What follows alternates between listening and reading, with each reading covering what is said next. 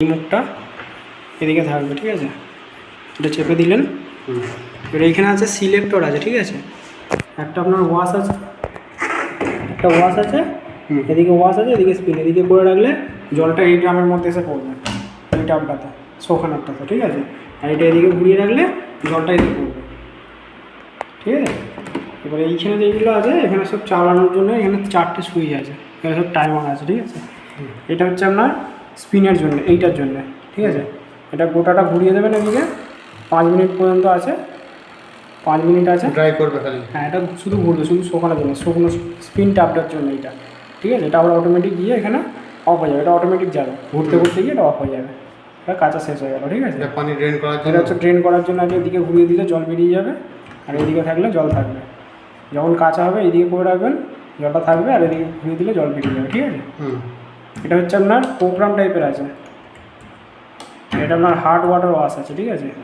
ধরুন আপনার সোপ করতে মানে অল্প ময়লা জামা কাপড় বা বেশি ময়লা কাপড় যদি থাকে, তাহলে আপনি পুরো 40 পর্যন্ত ঘুরিয়ে দিলেন, পুরো 40 পর্যন্ত ঘুরিয়ে দিলে এটা অটোমেটিক গিয়ে এটা অফ হবে। বাজার সিস্টেম আছে, বাজার বাজবে, এই যে অফ হয়ে যাবে। 15 মিনিটও দিতে পারেন, গোটাটাও ঘুরিয়ে দিতে পারেন। এইখানে ঘুরিয়ে দিলে কিছুক্ষণ চলার পরে এটা বন্ধ থাকবে, ভিজে যাবে জিনিসটাকে, জামা কাপড়গুলো ভিজে থাকবে, তারপরে আবার অটোমেটিক এটা গিয়ে চালু হবে, ঠিক আছে? মানে পুরো বন্ধ হয়ে যাবে, পুরো একদম বন্ধ, তারপর আবার অটোমেটিক চালু হবে, অটোমেটিক গিয়ে গিয়ে এটা বন্ধ হয়ে যাবে। আর এইটা হচ্ছে আপনার সিলেক্টর আছে, মানে আপনি ধরুন প্রোগ্রাম যদি সিলেক্ট করতে চান আলাদা করে, এখানে প্রোগ্রাম আছে, জেন্টাল আছে, ডেলিকেটেড আছে, যেরকম আপনি নর্মাল আছে, নর্মাল প্লাস আছে, স্টেন ওয়াশ আছে, যেরকম আপনার প্রোগ্রাম মানে জামা কাপড়ে যেরকম ময়লা থাকবে সেরকম অনুযায়ী।